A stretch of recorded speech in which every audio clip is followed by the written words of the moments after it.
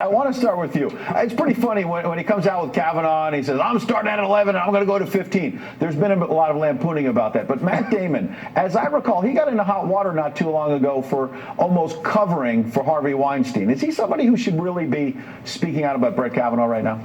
Well, SNL thinks he does. And remember, it's comedy. It's comedy. And quite frankly, I think it's kind of funny because Matt Damon did get caught up or close to getting caught up in Harvey Weinstein. So the fact that he's playing it, if it wasn't so serious, it'd be even funnier. But I think he hit the mark in regard to Judge Kavanaugh. I thought he was unhinged in his testimony. I understood he was angry and upset, and it must be hard on his family, much like it's hard on Dr. Ford. Mm-hmm. But his answering of the Democratic senators' questions, I thought he was over the top and raises real questions about his judicial temperament. But I think the FBI getting involved this week, so long as they don't have limitations, I think it's going to be a good thing. And America needs to get past this while addressing the issues that have been brought up in regard to the Me Too. Let's get Brad in here because Scott went right to something that Democrats are doing. We can get to the FBI in a minute. But they're trying to make the case that he was so angry. And you know Judge Kavanaugh, Brad, you worked with him in the George W. Bush White House, so you can weave that in. But the point is, New York Times, LA Times, Boston Globe, all doing stories saying that he was so angry, so unhinged in their words,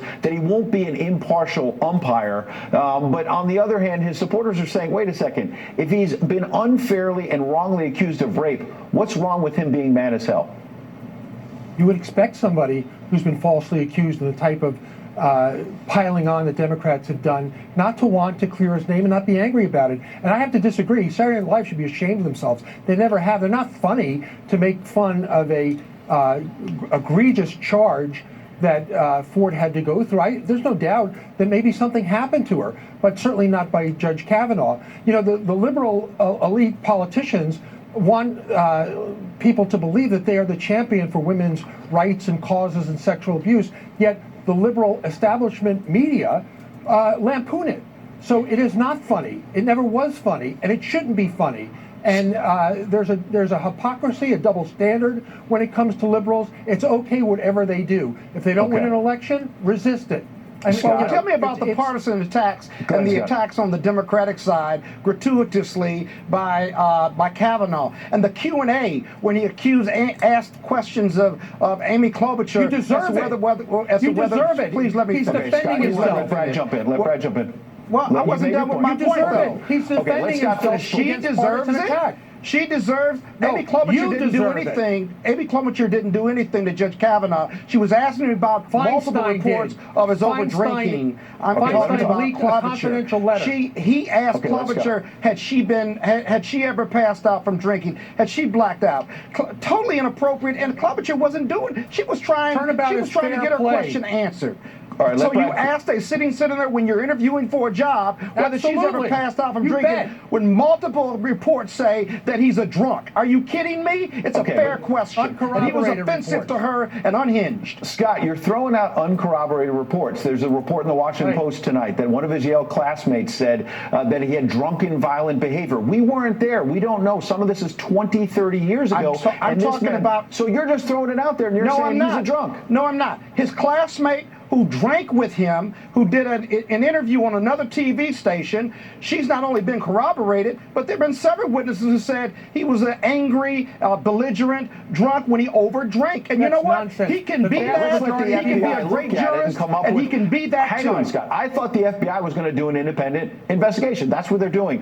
Why don't we let them go forward rather than us just saying, hey, it's been corroborated? We haven't corroborated anything. Are they doing it for the drinking part? Because that's the bridge to the alleged sexual assault. He may deeply believe that he didn't do it, but he may not remember doing it because of his heavy drinking. All right, let's let that's Brad. a fact. He worked. Nonsense. You made your point. Brad, you have the final word here. You worked with him in the Bush White House. What do you say about Judge Kavanaugh? Look, I worked with him. I worked with his wife, Ashley. I know Brett Kavanaugh. And one thing that really irks me about Democrats being a lawyer, and you're a lawyer too, is to know this. You have the right. You have the presumption of innocence, which you took away from him. Every other American has it for Brett Kavanaugh. He's you should be interviewing ashamed for a of yourself. job. No, it shouldn't matter whether it's a court of law or not. All right, no, gentlemen. it does not. It does matter, Brad. You know friendly. It started out friendly, got a little heated. We're going to calm everybody down. Well, hopefully by the end of the week, we'll have an answer, whether it'll be confirmed or not. Gentlemen, thanks for coming in. Thank you. Thank you. All right, President Trump, meanwhile, addressing the FBI's Kavanaugh investigation, saying the probe could be a blessing in disguise for the judge. We'll get reaction from the White House next. Very well for the judge. There's never been anybody that's been looked at like Judge Kavanaugh. I think that it's going to work out very well. But the FBI, I believe, is doing a really great job. They have been all over already. They have free reign. They're going to do whatever they have to do, whatever it is they do. They'll be doing things that we never even thought of. And hopefully at the conclusion, everything will be fine. Welcome back to our special coverage of the confirmation proceedings of Supreme Court nominee Brett Kavanaugh.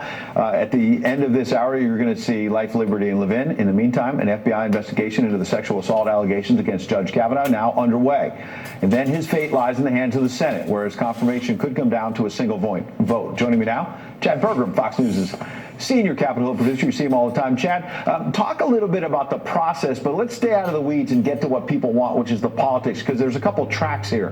There's what Senate Leader Mitch McConnell is trying to do to get this going, but then there's a reality of this FBI investigation as well. The reality is that it might take up to a week to get this FBI report in, which means they don't start to run any of the clocks in the Senate maybe till next Friday, next Saturday. But it takes 4 days to do this. What Mitch McConnell would do first is he would move to end debate. That would be on day 1. Day 2 would be this intervening day where they wait for that motion to ripen. Day 3 is where you move to vote to break the filibuster. That needs 51 votes. And once you have voted to break a filibuster, opponents of the nomination are then given 30 hours. And on day 4 then, maybe even day 5, that's when you have the confirmation vote. So Mitch McConnell can't do any on this until next Wednesday at the earliest. We think that might drift later into the weekend. So if they're waiting for the FBI, they've got a Friday deadline. One would expect that 30 hours of debate and whatnot would probably not start maybe until next weekend, potentially with a final vote on Kavanaugh, assuming the FBI doesn't find anything new early the following week, or do you think they can get all this done next weekend?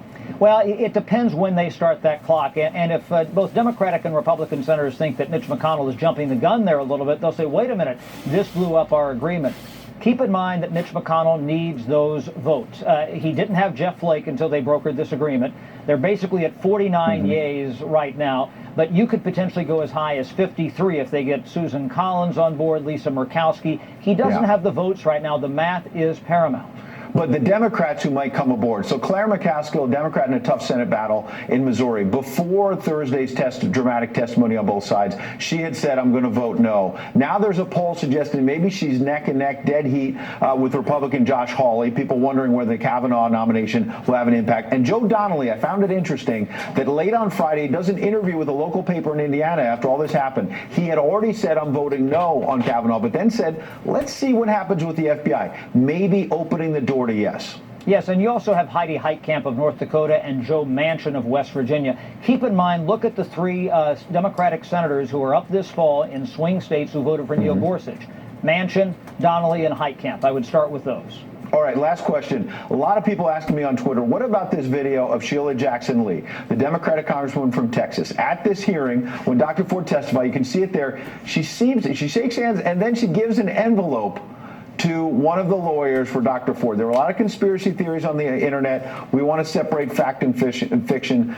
You did some digging. What happened? I've actually seen those envelopes. They were envelopes written in longhand to Dr. Ford. They basically said, you know, we support you, we believe you. I've not seen what they said inside. But Sheila Jackson Lee, along with other House Democratic women, came over to watch the hearing. Sheila Jackson Lee gave those to Michael Bromwich, who is one of the counsels for Ford. And, you know, beyond that, we don't know what's in them. But basically, they were just letters of support written in longhand given to Congresswoman Jackson Lee. Asked and answered, Detective Chad Pergram on duty, as always. Thank you, sir. Thank you. All right, let's get some fresh reaction live here from the White House. Joining me now, Carrie Kubek. She's the White House spokesperson for the Kavanaugh confirmation. Thanks for coming in on a Sunday night. Thanks for having me. So let's get right down to brass tacks. Democrat Dianne Feinstein, she's already faced a lot of controversy. We can get to that. But tonight, she's demanding that the White House give her and the rest of the Senate some idea on what direction you gave the FBI on the scope. My understanding is that there are no plans to do so. And let's remember what we're talking about. You're going to stonewall them. You're not telling them. Well, I want to talk about what this is. This is a background check. check. Background checks for a background check for a job. Not a criminal investigation. Right, and so they are these investigations or checks, clearances, whatever you want to call them. They are confidential. They're supposed to be private.